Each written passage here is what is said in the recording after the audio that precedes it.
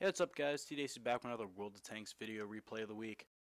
This time we have Cracker Be Inebriated from the Bulba clan, who's one of the better tankers that I've had a chance to platoon with in the recent days in my World of Tanks. But he's in a tank that isn't quite the best by any means at the tier 9 medium level. Definitely a good jack of all trades type tank, but doesn't really excel in any particular category of gameplay, which that being the Type-61 is the tier 9 Japanese medium tank that I actually have a review on my page if you guys want to check that out. So let's get this started. Cracker is on a standard battle on El Haluf. He is top tier, and if we check out the map here, he's on the southwestern spawn, and he's obviously going to hopefully go ahead and use his gun depression to his advantage in this tank. And it is a big tank. The Type-61 does not have, by any means good camo, so we're going to hopefully be able to stay out of the way from those artilleries. Pretty much what Cracker's already saying in the chat there. So we'll go ahead and see what we can do.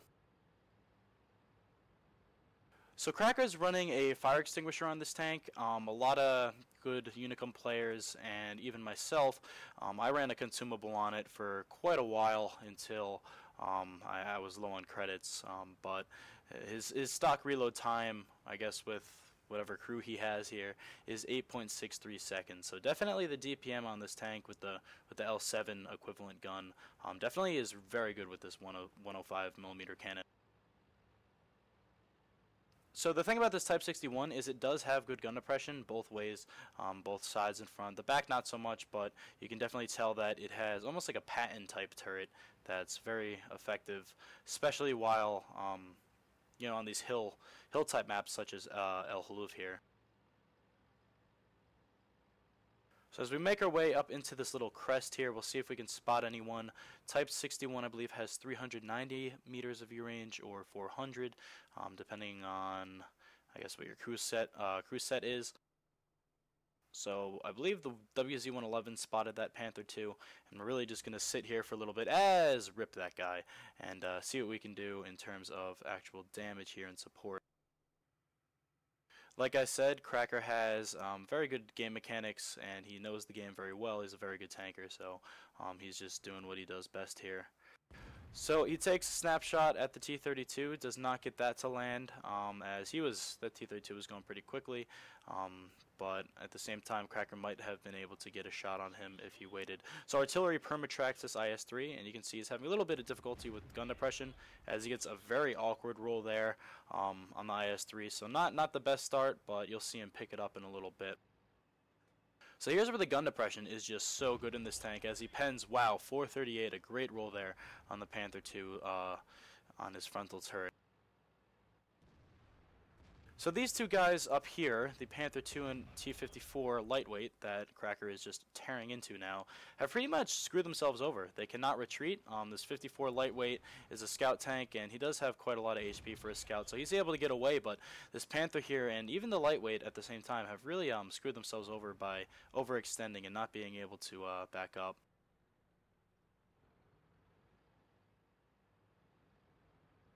And that's a very true statement. This gun on the Type-61 does not have the best, dispersion while moving the turret. However, while moving, it's not as bad, but the turret dispersion is ridiculous. So the 54 lightweight does get a snapshot on Cracker before he was able to take him out. And with the DPM on this 105, we're already almost up to 2k damage with this next shot here. So 368 roll, a little low, but the rest of the rolls have been very high. As those guys whittle down the Panther 2, we're able to get a nice snapshot on him while auto-aiming to secure 2 kills and 2,085 damage. The win 8 threshold you can see here is pretty much standard for a tier 9 medium. 2k damage, 2.5k damage is going to be around Unicum, so that's what you should be looking for with this tank.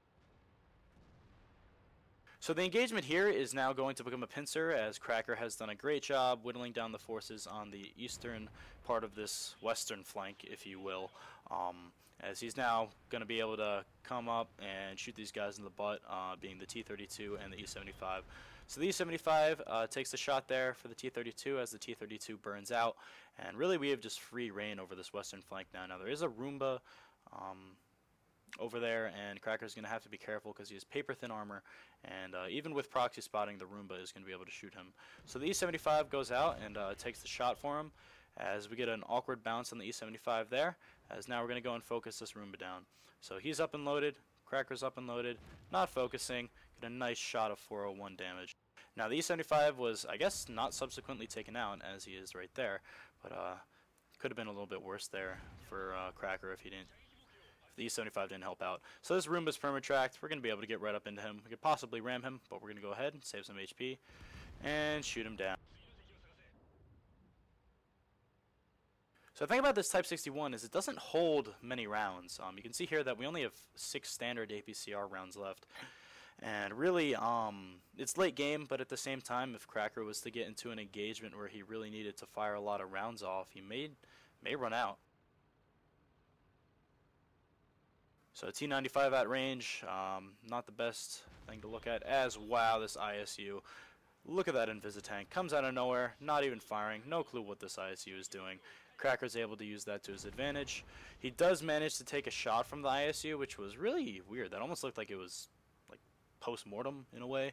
But yeah, he shot gold, that ISU, which really I don't see any point in doing that in an ISU, but hey, it's each their own. So Cracker's up to 5 kills. We got 3 artillery left. T95 is about to get pooped on by 4 other tanks, and just a really good overall, like I said, support game from Cracker here in this Type-61. One of the best tanks that is good for late game in terms of sniping and vision. You know, other than the Patton, it's because the thing on the Type-61 has better overall accuracy than the Patton, but it doesn't have the camo. So it's really good late game in my opinion, especially for carrying, while hiding yourself. But the Patton just does that better than the Type-61.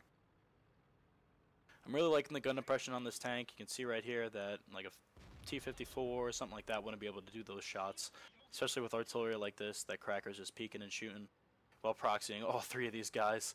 I wonder why our artillery has not killed them yet, but we're going to go ahead and get that proxy back.